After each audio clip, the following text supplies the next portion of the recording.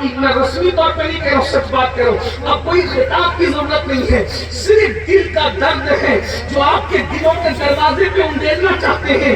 اللہ کرے دلوں میں بات اتر جائے، خدا ہماری زبانوں میں اثر پیدا کر دے، ہماری بہنوں کے دلوں میں بات اتر جائے۔ بھائیوں، قبر کو بھول چکے ہیں، میدان محشر کو بھول چکے ہیں، بلکہ بہت سارے مسلمان کہلانے والے تو ایسے بھی ہیں جن کو یقین ہی نہیں ہے کہ مرنے کے بعد اٹھنا بھی ہے، جن کو یقین ہی نہیں ہے کہ میدان محشر بھی ہوگا، اس لیے وہ بالکل فرعونوں کی طرح، نمرودوں کی طرح اپنی زندگی کو گزار رہے ہیں۔ یہاں پر حرام کام کھلے عام کرتے ہیں، کون کیا کر لے گا، جھوٹ کھلے عام بولتے ہیں، کون کیا کر لے گا، اللہ اکبر۔ اسی طریقے سے تھوڑی سی دولت آ جائے تو ان کے اندر فرعونیت جاگ اٹھتی ہے، کون کیا کر لے گا۔ مگر مسلمانوں میں تمہیں کہتا ہوں، مسلمانوں کو پھر سے مسلمان بننے کی ضرورت ہے۔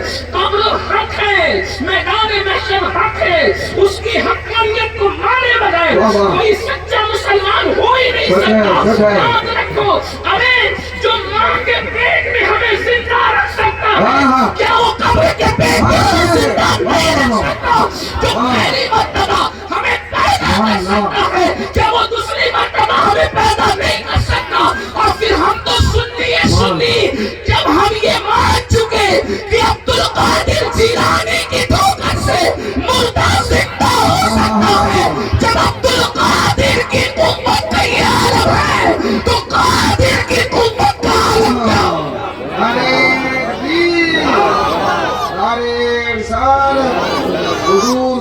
لوگ کہتے ہیں اولیاء اللہ کو ماننے سے شرک ہوتا، میں نے کہا شرک تمہیں ہوتا ہوگا، ہمارا عقیدہ تو مضبوط ہوتا ہے کہ جب عبدالقادر ایسے ہے تو قادر و قیوم کی شان کا عالم کیا ہوگا، ہمارا عقیدہ مزید مضبوط ہوتا ہے۔ تو یاد رکھو، ہم قبر کو بھول گئے، ہم موت کو بھول گئے، ہم میدان محشر کو بھول گئے، لیکن اتنا ضرور ہے ایک دن جانا ہے۔ اور پیدائش اور موت کیوں ہے؟ اللہ اکبر۔ زندگی اور موت کیوں ہے؟ جب زندگی دی تھی تو موت نہ دیتا، موت دی تھی تو پھر زندگی نہ دیتا، لیکن موت بھی اسی نے پیدا کیا۔ اور ایک بات آپ سے کہہ دوں، ہم پہلے زندہ نہیں تھے، پہلے ہم مردہ ہی تھے، مردہ تھے پھر زندہ ہوئے، پھر مریں گے پھر زندہ، یعنی ہماری دو موت ہے اور دو زندگی ہے۔ اور پہلے موت ہے، قرآن کہتا ہے کیف تکفرون باللہ اموات، کیف تکفرون باللہ امواتا، اللہ کا کیوں انکار کرتے ہو، تم تو مردہ تھے۔ فَأَحْيَاكُمْ، اللہ نے تمہیں زندہ کیا، یعنی ایک زندگی اور ایک موت سے زندہ ہو چکے، پہلے مردہ ہی تھے۔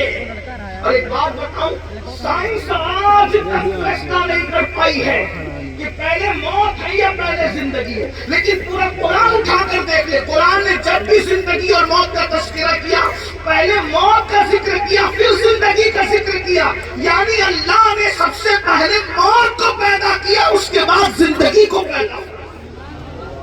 ابھی سائنس میں یہاں تک نہیں پہنچی ہے، قرآن 1450 سال پہلے یہ فلسفہ بیان کر کیف تکفرون باللہ امواتا فأحیاکم، اللہ نے تمہیں زندہ کیا، پھر اللہ بات سنو، ثم یمیتکم، پھر تمہیں اللہ مارے گا، ثم یحییکم، پھر تمہیں زندہ کرے گا،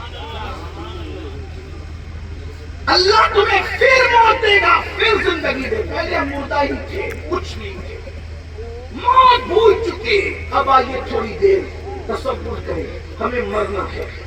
قرآن کہتا ہے زندگی اور موت کا فلسفہ کیا ہے؟ قرآن کہتا ہے الذی خلق الموت والحیات لیبلوکم ایکم احسن عملا، ہم نے زندگی اور موت اس لیے پیدا کی تاکہ تمہیں جانچے، تمہارا امتحان لے، تمہیں آزمائے کہ کون تھوڑی سی زندگی کو پا کر اچھا عمل کرتا ہے۔ تھوڑی زندگی لائے ہو، 60 سال پر گھمنڈ کرنے والوں، 70 سال پر اترانے والوں، 100 سال تک تو کوئی جلدی پہنچتا بھی نہیں ہے، لیکن اگر 100 سال تک پہنچ بھی جاؤ تو انسان کی زندگی کتنی ہے بتاؤں؟ صوفیہ نے بہت اچھے سے سمجھایا، جو کہ فقہی طور پر اس اذان کا اس نماز سے کوئی تعلق نہیں ہے، لیکن یہ صوفیانہ فلسفہ ہے۔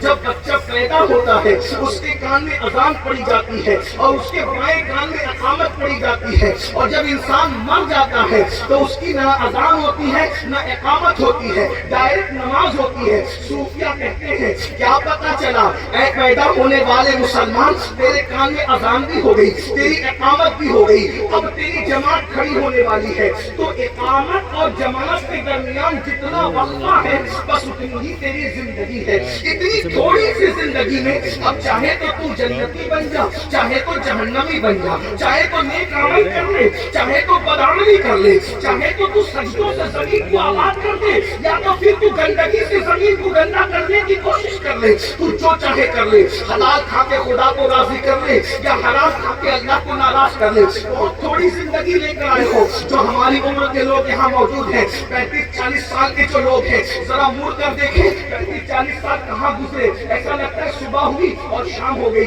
اللہ اکبر۔ 50 سال والوں سے پوچھو کہ اتنی جلدی گزر گئے 50 سال، 60 سال والوں سے پوچھو کتنی جلدی گزر گیا بچپنا۔ میرے بھائیوں، اسی طرح موت بھی آنے والی ہے۔ بچپنا کتنی تیزی سے گزرا، جوانی کتنی تیزی سے گزری، اور اب بڑھاپا ہے بڑھاپا۔ اور ایک بات یاد بھی رکھنا، کوئی یہ نہ سمجھے کہ بوڑھے ہونے کے بعد ہی مرتے ہیں، نہیں، آنے میں ترتیب ہے۔ پہلے دادا آئیں گے، پھر ابا آئیں گے، پھر پوتا آئے گا، آنے میں ترتیب ہے، جانے میں کوئی ترتیب نہیں ہے۔ کوئی ضروری نہیں ہے کہ دادا پہلے آئے تھے تو دادا ہی جائیں گے، دادا پہلے آئے تھے پوتا بھی پہلے جا سکتا ہے۔ اس لیے بڑھاپے کے انتظار میں نہ رہنا۔ اور یہ موت کیا ہے؟ اللہ اکبر۔ آج کے میں آپ کے سامنے موت کا فلسفہ رکھوں، ذرا غور سے سننا میرے بھائیوں۔ جس گھاٹی سے گزرنا ہے، رات کی تاریکیوں میں زنا کی فلمیں دیکھنے والوں، کانوں میں ایئر فون لگا کر گانے اور غزلیں سننے والوں، گندی فلموں کے چکر میں 3 گھنٹے ضائع کرنے والوں، دولت کے نشے میں زنا کے اڈوں کو آباد کرنے والوں، بدکاری اور بدفعلیوں کی طرف یہ سوچ کر جانے والوں کہ کون دیکھ رہا ہے؟ بتاؤں تمہیں کون دیکھ رہا ہے؟ قرآن کہتا ہے ان اللہ کان علیکم رقیبا، اللہ تمہیں دیکھ رہا ہے، تم پر کڑی نگرانی فرما رہا ہے۔ ہوا معکم اینما کنتم، تم جہاں پہ ہی ہو اللہ تمہارے ساتھ ہے۔ کتنا ساتھ ہے؟ نحن اقرب الیہ من حبل الورید، اللہ دیکھ رہا ہے۔ ایک بات کہوں، کیا ہم منافق تو نہیں ہوں گے؟ کیا ہم منافق تو نہیں ہوں گے؟ کیا معاذ ہم صدیقیت کی طرف تو نہیں جا رہے ہیں؟ کیوں؟ اگر مفتی صاحب، عالم صاحب، ڈاکٹر صاحب، انجینئر صاحب، شیخ صاحب دیکھ رہے ہیں اور ہم کھانا کھا رہے ہیں تو ہم لوگ دیکھ رہے ہیں تو ان کے سامنے بڑا لقمہ نہیں کھاتے۔ لوگ دیکھ رہے ہیں، لوگ دیکھ رہے تو ان کے سامنے ہم گوشت نہیں کھاتے۔ لوگ دیکھ رہے ہیں، اگر CCTV کیمرہ لگا ہو تو لوگ دیکھ رہے ہیں تو پان کی پچکاری نہیں، چپکے گٹکے کی پچکاری لوگ دیکھ رہے ہیں۔ سوچو تو صحیح، وما قدر اللہ حق قدری، تم نے اپنے خدا کی، اپنے اللہ کی وہ قدر کی ہی نہیں جو قدر کرنے کا حق تھا۔ اگر ہم دیکھ رہے ہیں کوئی شیخ صاحب، کوئی عالم صاحب، مفتی صاحب اور شیخ الحدیث صاحب، ڈاکٹر، انجینئر، جج کوئی دیکھ رہا ہو تو آپ بڑا لقمہ نہیں کھاتے، اور اللہ دیکھ رہا ہے تو سود کیسے کھا لیتے ہیں؟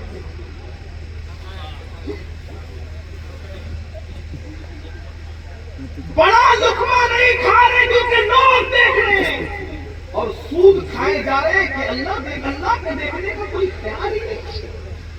جبکہ سور کھانے سے بدتر سود کھانا، سور کھانے سے بدتر سود کھانا۔ سور بھی حرام، سود بھی حرام، لیکن سور سے بدتر سود کیوں؟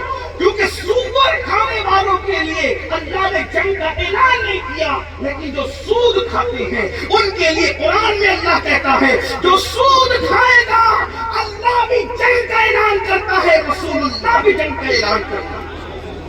اور کیجئے، آپ کہتے ہیں ہم کٹ رہے مولانا، ہم پٹ رہے مولانا، ہم تباہ ہو رہے، برباد ہو رہے، بستروں پہ سکون کی نیند نہیں آتی۔ جس قوم کے لیے اللہ جنگ کا اعلان کرے، جس قوم کے لیے رسول اللہ جنگ کا اعلان کرے، وہ قوم سکون سے کیسے رہ سکتی ہے؟ بولو کیا ایمان گرا کر سود نہیں کھا رہے ہو، سود کے دھندے نہیں کر رہے ہو؟ اللہ اکبر، ذرا غور تو کریں، سور نہیں کھاتے، اور سور اس لیے نہیں کھاتے کہ حرام ہے، اگر حرام ہونے کی بنیاد پہ سور چھوڑا ہوتا تو سود بھی چھوڑ دیتے، شراب بھی چھوڑ دیتے، نشہ بھی چھوڑ دیتے، جھوٹ بھی۔